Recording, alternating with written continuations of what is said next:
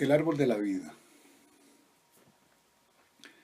Antes de comenzar, quiero hacer salvedad respecto al objetivo de esta reflexión, que dista mucho de juzgar o censurar las conductas, comportamientos o estrategias de muchos siervos de Dios, que quizá se puedan sentir aludidos, acusados o tal vez condenados por estas palabras. Seguramente surgirá en todos ellos y en muchos otros la pregunta: ¿de dónde salí yo? ¿En qué instituto o seminario teológico me formé? Aclaro que, salvo 6 semestres de estudio bíblico en los grupos familiares de formación cristiana en Bogotá, la lectura de varios libros de otros hermanos en Cristo y mi permanente contacto con la Biblia, al de no tener ningún título universitario en teología o haber pisado algunos de los claustros aprobados, registrados y reconocidos por los padres y descendientes del movimiento denominacional de hoy,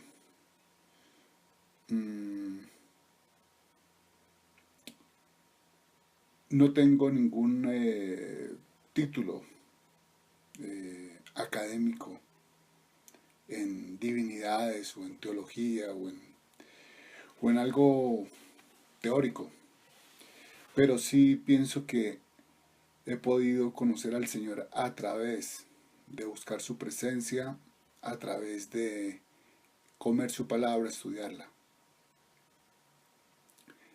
Me veo en la imperiosa necesidad de hablar y tocar un punto neurálgico que ha tomado un desmedido impulso en los mensajes que actualmente se liberan en los púlpitos de muchas congregaciones y que, al modo de una tintura, cada vez va dando el mismo color a lo que se habla.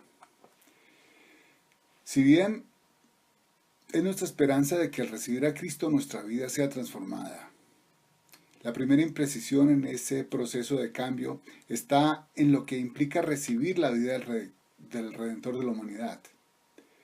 Por tal motivo, iré tocando puntos específicos que espero sean de suprema bendición en sus experiencias con Dios, así como lo han sido en la mía.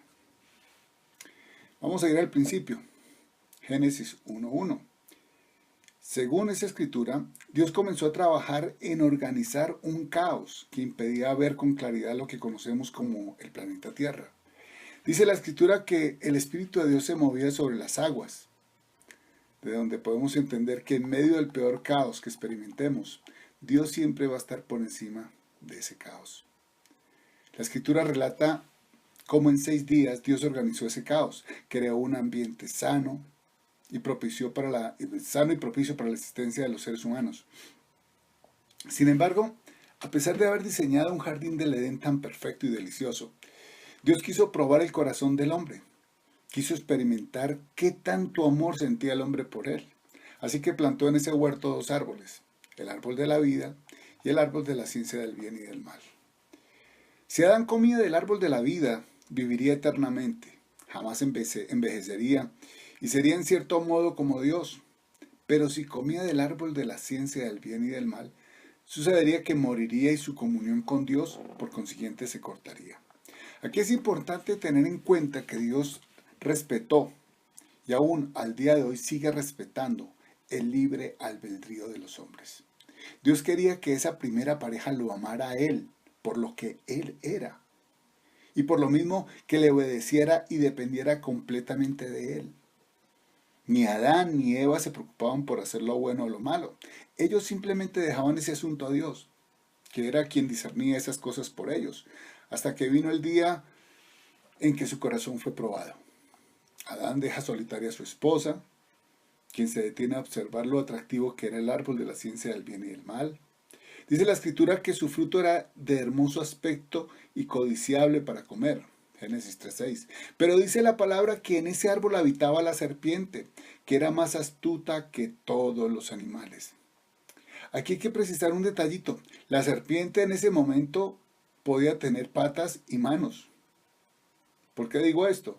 Porque cuando Dios dicta sentencia a la serpiente después de lo que sucedió, sentencia que de ahora en adelante va a estar arrastrándose por la tierra todo el tiempo, lo cual puede dar a entender que su morfología era un poco distinta. Ahora, Esta serpiente tipifica al enemigo de Dios, Satanás. Y bastó una pequeña tertulia entre Eva y este enemigo de Dios para que la historia de la humanidad cambiara por completo, luego que aceptara comer de aquel fruto prohibido. Y no contenta con eso, Eva convenció a su marido para que comiera, bajo la promesa de que sus ojos se abrirían y serían iguales a Dios. El mismo motivo por el cual Satanás cayó de los cielos sería el que a la postre los sacaría a ellos del huerto, creerse igual a Dios. Efectivamente, después de comer el fruto prohibido, los ojos de Adán y Eva fueron abiertos y descubrieron que estaban desnudos. Buscaron el modo de cubrir sus cuerpos porque se avergonzaban de estar sin nada sobre ellos. Dios, que sabía lo que habían hecho, los confronta. Y la actitud de Adán fue la de justificarse a sí mismo, acusando a su esposa de haberlo hecho caer, y a su vez la mujer acusa a la serpiente de haberla engañado. De cierto modo, las argumentaciones de ellos tenían algún sentido, pero si hubieran obedecido a lo que Dios de antemano les advirtió, no estarían en ese lío. No obstante, lo primero que Dios hizo fue cubrirlos con pieles de animales, dando aquí una primera clave de lo que sería su plan para recuperar al hombre, y que más adelante la misma escritura lo afirma: sin derramamiento de sangre no hay redención de pecados. Dios de algún modo sacrificó unos animales y con sus pieles cubrió la desnudez de Adán y Eva. Y luego de cubrirlos, Dios analiza el caso y pronuncia sentencia. Seguramente algunos podrían decir que la salida más fácil habría sido aniquilar a esa primera pareja, volver a tomar barro y volver a ser un nuevo hombre. Pero de haberlo hecho estaría reconociendo tácitamente una victoria de Satanás, y esto no es así. Afortunadamente Dios sabía que esto iba a ocurrir y por lo mismo ya tenía elaborada la estrategia para redimir a la humanidad. Es por eso que dicta su sentencia diciéndole a Satanás que la descendencia de la mujer le aplastaría la cabeza y que él le haría una herida en el talón. Génesis 3, 14, 15. ¿Esto qué significa? Que vendría un varón nacido de mujer, mas no simiente de hombre alguno, que destruiría la maldición de muerte espiritual en que el engaño y posterior desobediencia de Adán y Eva sumieron a toda la humanidad. Ese varón es Jesús, que fue concebido directamente por el Espíritu Santo en el vientre de María.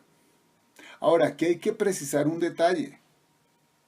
Dios no tomó un óvulo de María. Dios llevó su semilla en el vientre de María. La escritura dice: mi embrión vieron tus ojos. O sea, el embrión de Jesús ya estaba formado allí y simplemente fue puesto en el vientre de María para que se desarrollara como un hombre común y corriente. ¿Que dónde está en la Biblia esto? En la Biblia dice: no haré nacer yo que hago dar a luz. Isaías.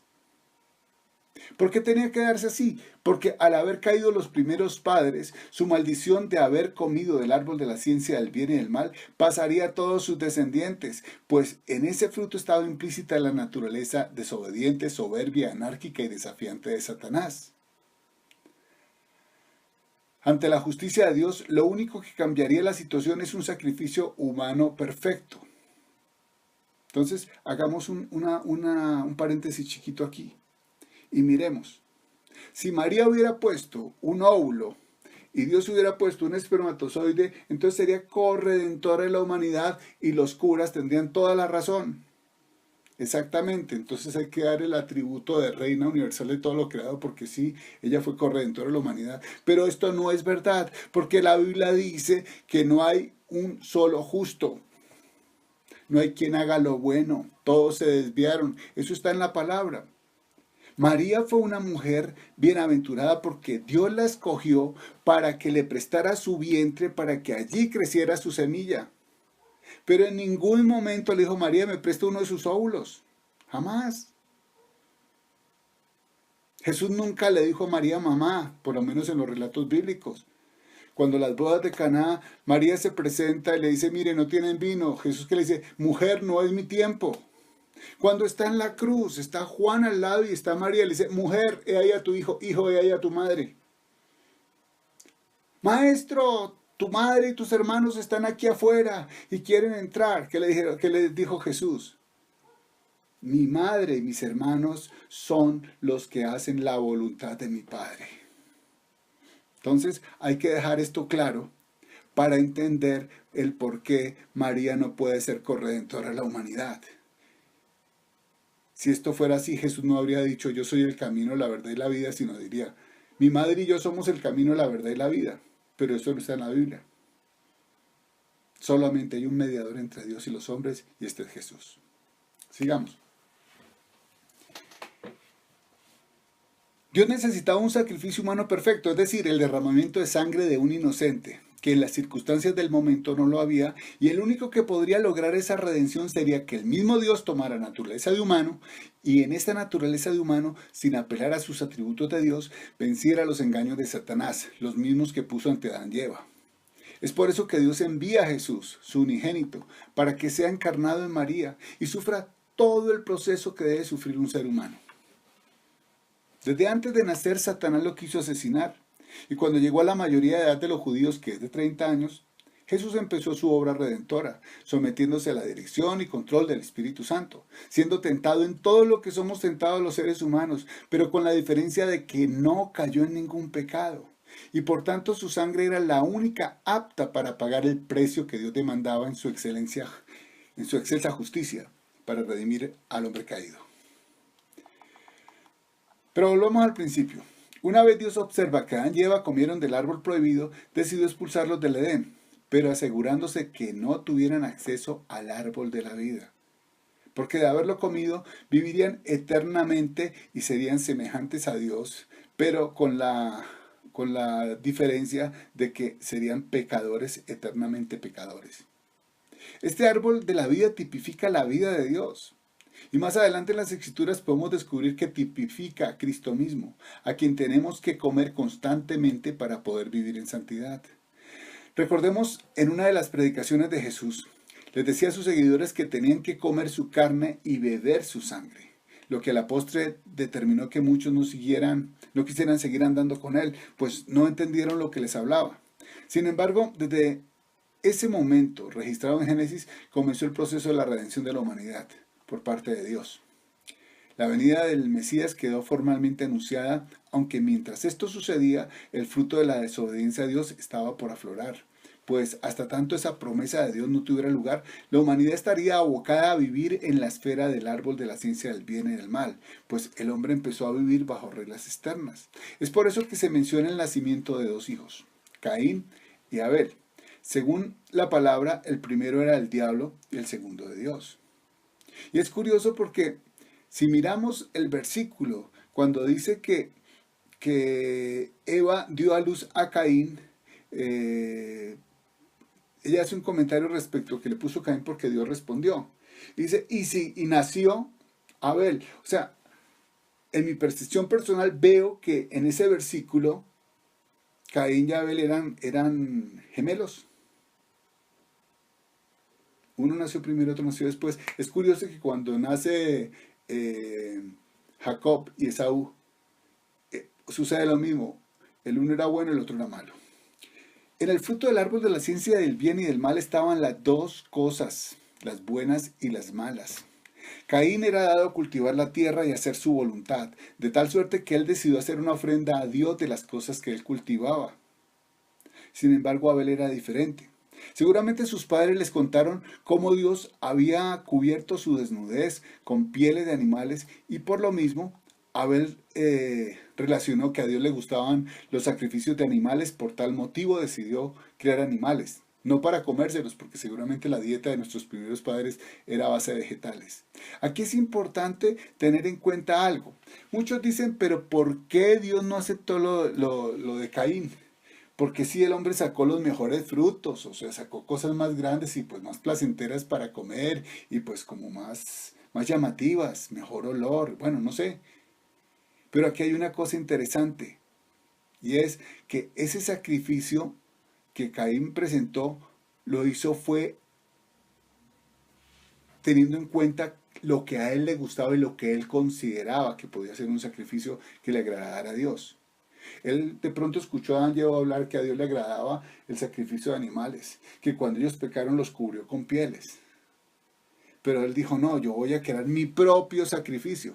Y muchas veces muchos hermanos en Cristo crean su propia congregación, crean su propia filosofía, crean sus propios estatutos, crean su propia manera de servir a Dios y crean organizaciones que según ellos son las únicas que son autorizadas por Dios para predicar la palabra. El que no está con ellos está fuera. Los demás son estos sectas, porque ellos son los únicos verdaderos para hablar. En ese orden cayó la Iglesia Católica, declarándose la única religión verdadera delante de Dios. Y en el cristianismo hay congregaciones en las cuales declaran que son los únicos ungidos por Dios. Y hay pastores que dicen que en su iglesia está la verdadera unción y el que quiera venir a ser ungido tiene que venir acá. Pero bueno, sigamos. Abel criaba a los animales para hacer continuos sacrificios que agradaran a Dios. Ahora, él también presentó junto a Caín ofrenda a Dios. El día que lo hacen surge el fruto de la ciencia del bien y del mal en el corazón de Caín.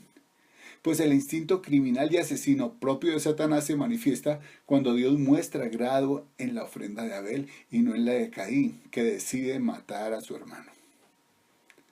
Bueno, decimos eso pasó allá. Miremoslo ahora acá. Hay un hermano que tiene 100,000 en su congregación y hay otro que tiene 20 en la suya. Y se generan celos. Que de pronto el hermanito Pepito quiso hacer una campaña para orar por sanidades. Pero como Pepito no es amigo de Juanito, y Juanito tiene una congregación grande y le da rabia que él lo haga y no le haya consultado, entonces le dice a su congregación que ninguno de aquí puede ir donde Pepito porque resulta que la congregación de él no es. Y Dios no autoriza eso. Si va a haber sanidad, tiene que haber acá. O viene una persona que está adorando y de pronto Dios le dio luz en algo de la palabra y le dice, hermano, mire que Dios me mostró esto en la palabra. No, Dios no le mostró eso, hermana, porque aquí el pastor soy yo y Dios primero me tiene que mostrar a mí antes que mostrarle a usted, porque yo soy su autoridad espiritual.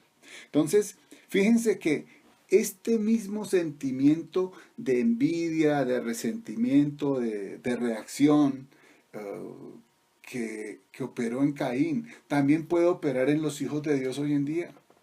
¿Por qué puede operar? Porque dice la palabra que si uno alimenta la carne, de la carne cosecha muerte. Si alimenta el espíritu, del espíritu cosecha vida. Entonces la orientación es a andar en el espíritu para tener vida. Pero si nos salimos del espíritu, nos vamos a la carne. Y de la carne empezamos a recoger también los frutos de lo que es la carne. A partir de este momento se definen los lineamientos de lo que será el maparruta de Dios en su propósito de redimir a la humanidad. Y aunque después de ser sacado del huerto del Edén, no se hace alusión nuevamente a los dos árboles que estaban allí, el árbol de la vida y el de la ciencia del bien y del mal, en el lenguaje, se deja expuesto el principio espiritual más sublime si queremos vencer sobre nuestra carne y nuestra alma. Comer del árbol de la vida. Pues como dijimos, este árbol tipifica a nuestro Señor Jesucristo como el único alimento necesario para tener vida eterna. Eso está en Juan 6, 53 al 55. ¿Tenemos un temperamento complicado? Tenemos que ir a la presencia de Dios y pedir que su vida infunda en nosotros su realidad y nos permita ver la raíz de mi mal comportamiento. ¿No dice la Escritura que en su luz podemos ver la luz? Salmo 36, 9. O que si alguno está falto de sabiduría se la puede pedir a Dios, el cual se la dará sin reproche alguno. Santiago 1:5. Qué bendición poder tener esta opción. ¿Y saben por qué? Porque en el pueblo de Dios hay muchas situaciones y condiciones entre los hermanos y hermanas que dificultan sus relacionamientos y comunión. Porque muchas veces no nos vemos a nosotros mismos si somos personas complicadas, si con nuestro modo de actuar o de ser cargamos a los hermanos. Y cuando se nos presentan situaciones de conflicto nos juntamos a personas que estén de acuerdo con nosotros y nos den la razón y crucificamos a los hermanos que no están de acuerdo con nosotros. Y lo que debería ser un motivo de oración se convierte en una pugna personal en donde cada cual trata de imponer su razón, cayendo de este modo en lo que el diablo quiere, que los hijos del Dios Altísimo se mantengan en la esfera de lo que es bueno y lo que es malo, pero a su criterio personal. Satán quiere que repitamos la historia de Adán y Eva y comamos del árbol en que él moraba. Sin embargo, cuando un creyente no discierne las raíces que lo hacen chocar con muchas personas, está condenado a vivir en un círculo vicioso, en donde la constante será repetir las mismas experiencias conflictivas una y otra vez.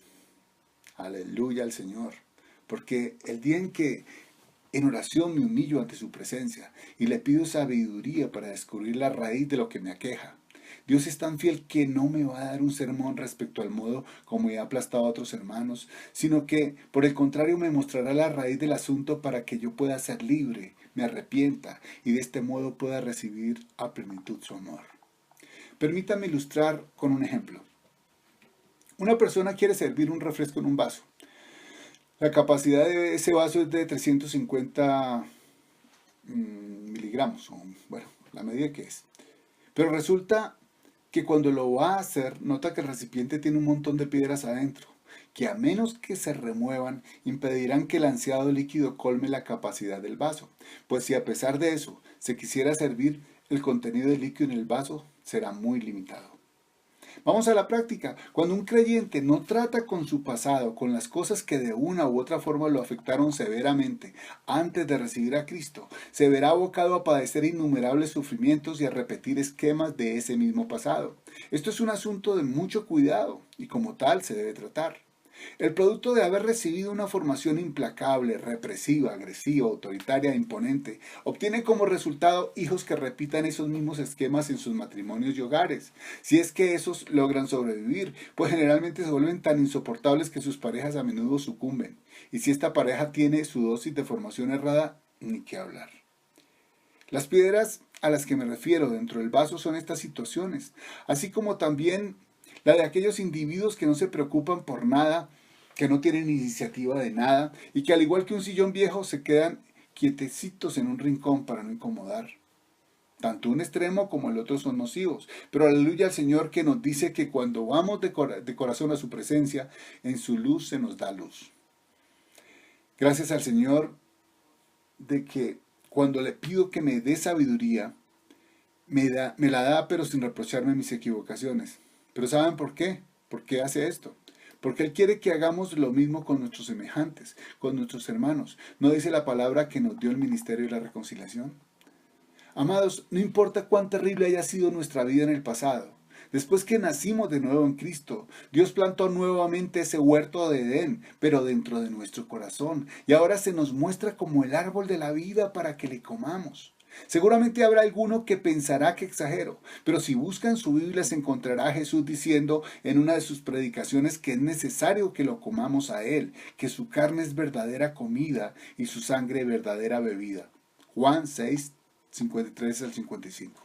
Si aplicamos esto a nuestra experiencia de vida, podremos entender el sentido de las palabras del apóstol Santiago cuando dice: todo hombre sea pronto para oír, tardo para hablar y tardo para airarse. Si aplicamos este principio de volver al árbol de la vida, les aseguro que comenzaremos a vivir días extraordinarios con el Señor. Que Dios les bendiga.